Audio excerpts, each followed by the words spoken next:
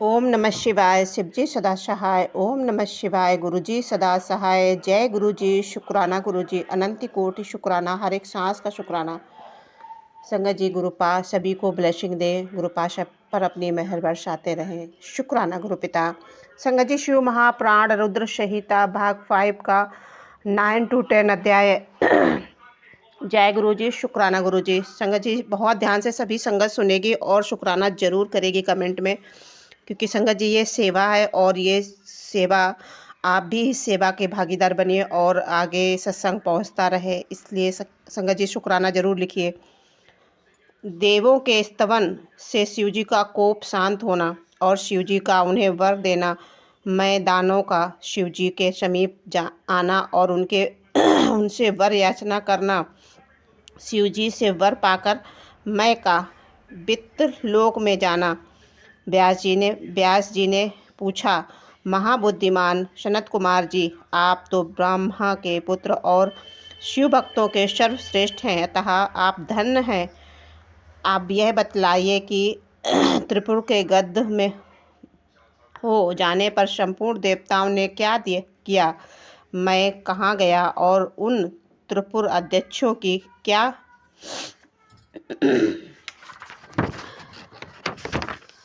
गति हुई। यदि यह वृत्तांत शुंभ की कथा से संबंध रखने वाला है तो वह सब विस्तार पूर्वक मुझसे वर्णन कीजिए। सूत जी कहते हैं कि मुनि व्यास जी का प्रश्न सुनकर सृष्टिकर्ता ब्रह्मा के पुत्र भगवान सनत कुमार शिव जी के युग चरणों का स्मरण करने वाले सनत कुमार ने कहा कि महाबुद्धिमान व्यास जी, जब महेश्वर ने दैत्यों के खचाखच भरे हुए संपूर्ण त्रिपुर में भस्म कर दिया, तब सभी देवताओं को महान आश्चर्य हुआ। उस समय शंकर जी के महान भयंकर रौद्र रूप को करोड़ों सूर्य के समान प्रकाशमान और प्रलयकाली अग्नि की भांति तेजस्वी था, तथा जिसके तेज से दसों दिशाएं प्रज्वलित सी दिख रही थी, देखकर साथ ही हिमाचली पुत्री पार्वत देवी की ओर दृष्टिपात करके संपूर्ण देवता भयभीत हो गए।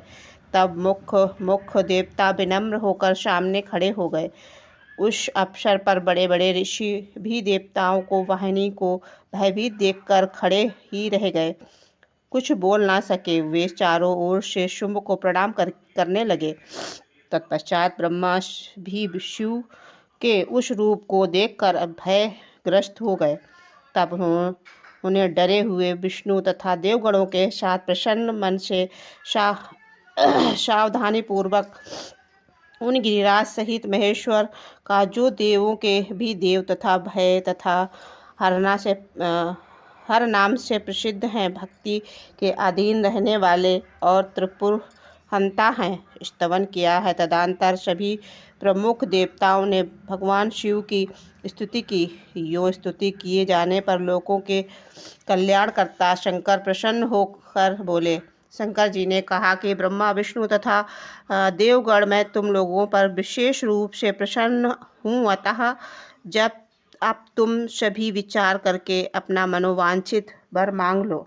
सनत कुमार जी कहते हैं कि मुनि श्रेष्ठ शिव द्वारा कहे हुए वचन को सुनकर सभी देवता का मन प्रसन्नता से खिल उठा। फिर तो वे बोल उठे। देवताओं ने कहा कि भगवान देवेश्वर, यदि आप हम पर प्रसन्न हैं तो हम देव गणों को अपना दास समझकर वर देना चाहता है।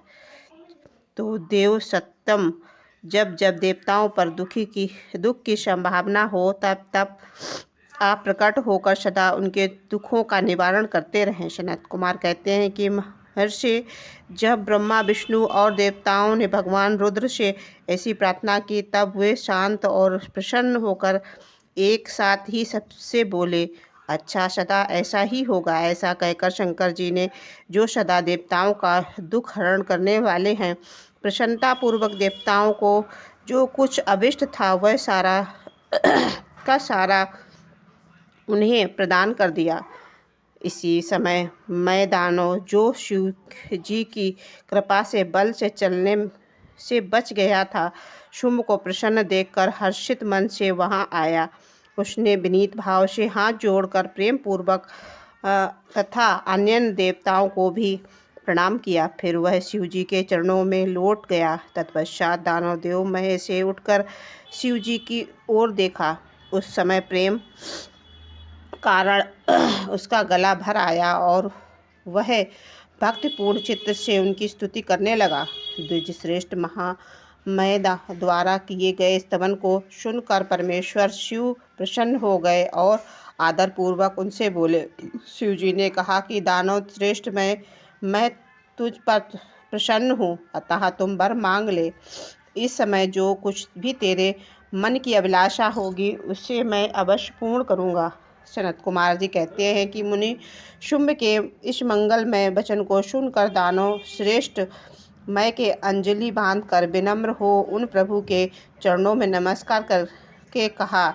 मैं बोला, देवादिदेव महादेव, यदि आप मुझ पर प्रसन्न हैं तो मुझ पर वर देने पाने का अधिकार समझते हैं तो अपनी शाश्वती भक्ति प्रदान कीजिए। मैं परमेश्वर, मैं सदा अपने भक्तों की प्रसन्नता मित्रता रखूं, दीनों पर सदा मेरी दया भाव बना रहे और अन्य दुष्ट प्राणियों की मैं अपेक्षा करता रहूं। महेश्वर, कभी भी मुझसे असुर भाव का उदय ना हो।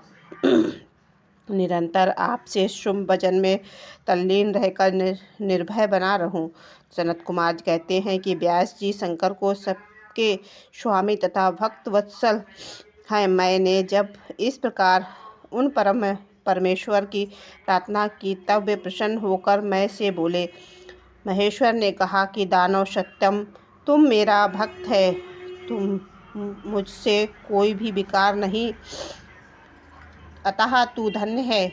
अब मैं तेरा जो कुछ भी अविष्ट वर है वह सारा का सारा तुझे प्रदान करता हूँ। अब तू मेरी आज्ञा से अपने परिवार सहित वित्तलोक को चला जा। वह स्वर्ग से भी रमणीय है और तू वहाँ प्रसन्न चित्त से मेरा भजन करते हुए निर्भय होकर निवास कर। मेरी आज्ञा से कभी भी तुमसे आसुर भाव का प्रकट नहीं होगा। सनत कुमार जी कहते हैं कि मुनि, मैं से महात्मा शंकर की उस आज्ञा को सिर झुकाकर स्वीकार किया और उन्हें तथा अन्य देवताओं को भी प्रणाम करके वह वित्तलोक को चला गया। तदंतर महादेव जी देवताओं के उस महान कार्य को पूर्ण करके देवी पार्वती अपने पुत्र और संपूर्ण गणों सहित अंतर्ध्यान हो गए। जब परिवार समेत शंकर भगवान अंतर्हित हो गए तब वह धनुष बाण रथ आदि सारा उपकरण भी अदृश्य हो गया। तत्पश्चात ब्रह्मा विष्णु तथा अन्य देव मुनि गंधर्व किन्नर नाग सर्प अप्सराएं और मनुष्यों को महान हर्ष प्राप्त हुआ। वे सभी शंकर जी के उत्तम यश का बखान करते हुए आनंद पूर्वक अपने अपने स्थान को चले गए। वहां पहुंचकर उन्हें परम सुख की प्राप्त हुई। महेश, इस प्रकार मैंने शशि मौली शंकर जी का विशाल चरित्र और त्रिपुर विनाश को सूचित करने वाले तथा परमोकृत लीला से उपयुक्त है सारा का सारा तुम्हें सुना दिया है। जय गुरु जी। शुक्राना गुरु जी। आपकी बेटी से यदि पढ़ने में कुछ गलती हो तो उसको क्षमा करना। सभी संगत को जय गुरु जी। गुरु पिता, जैसे आपने इस बेटी पर कृपा की है, आप अपनी सभी संगत पर, सभी बेटियों पर इतनी ही कृपा करना और सबको इतना ही स्नेह देना। अनंत कोटि शुक्राना गुरु पिता, अनंत कोटि शुक्राना। जय गुरु जी। शुक्राना गुरु जी।